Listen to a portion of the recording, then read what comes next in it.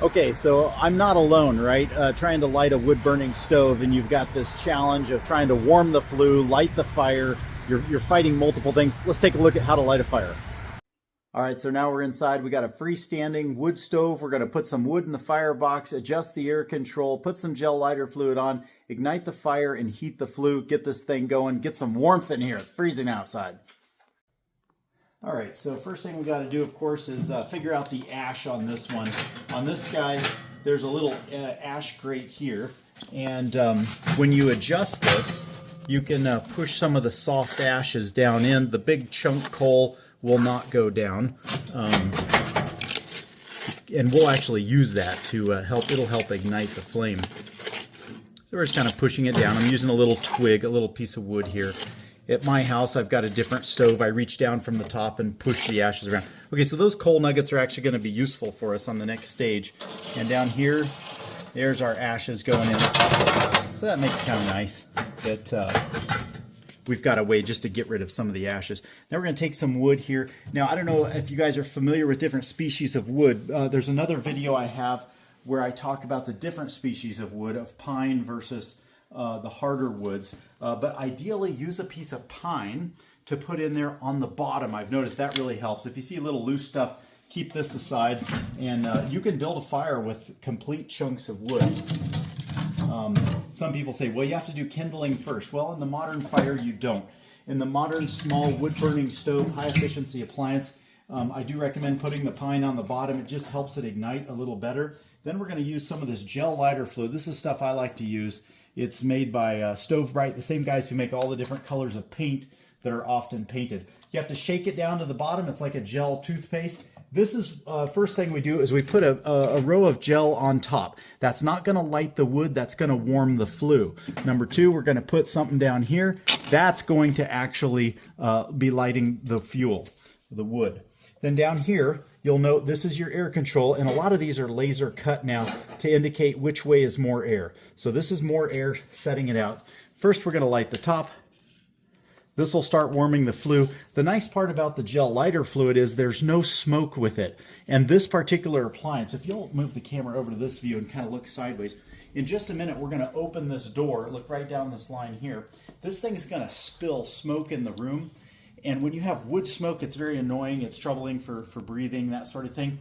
But now come around this way and look at how this smokeless flame is licking right around the flue. It's starting to warm the flue. That's just what we want right there. Now I'm going to light the fuel load down here. We've almost got this process underway here. Right now is a good time to clean the glass as well. It's a good time to clean the glass before it gets super hot. All right, so there's a couple ways you can clean the glass. One is this way. So we're going to clean half the glass with this. Second is Cowboy Method.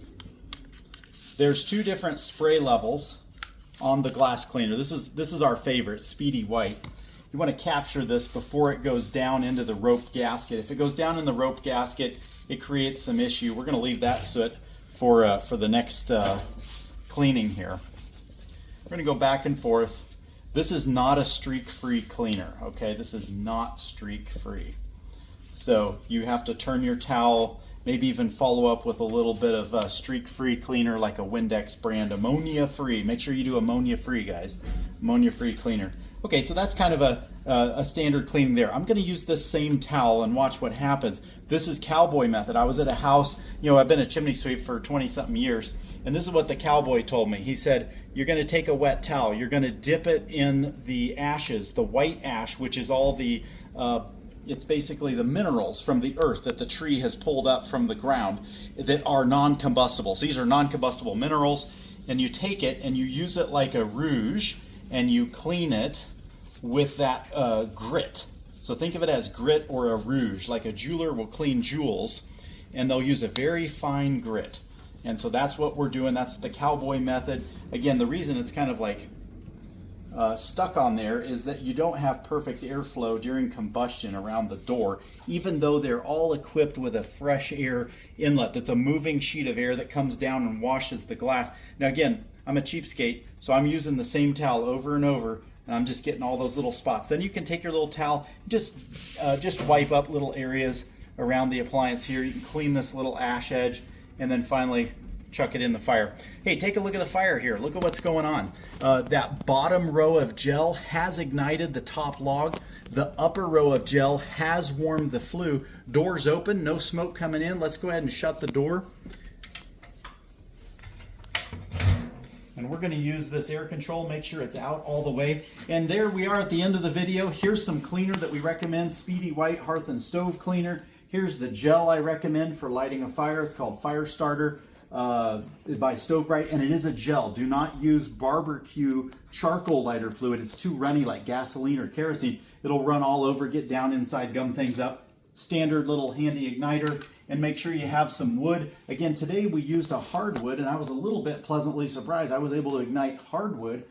This is cured, seasoned, 1-year-old wood. Got lots of rough edges, ignited well. Oh, one last thing. I've tried to light a fire with 1 log before. Doesn't work. 2 logs. Doesn't work. It takes the magic number 3.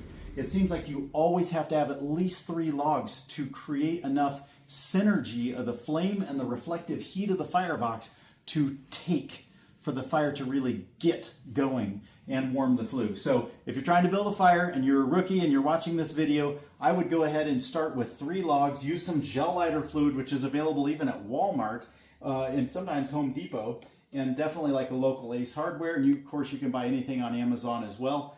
And if you don't have that, we might do a different one. I have a different video where I show you how to light a fire with like paper and kindling. Thanks so much. Well, hey, I hope today's video was useful for you. If it was, please like and subscribe, and we'll keep feeding the Google monster on how to operate wood stoves. Thanks so much.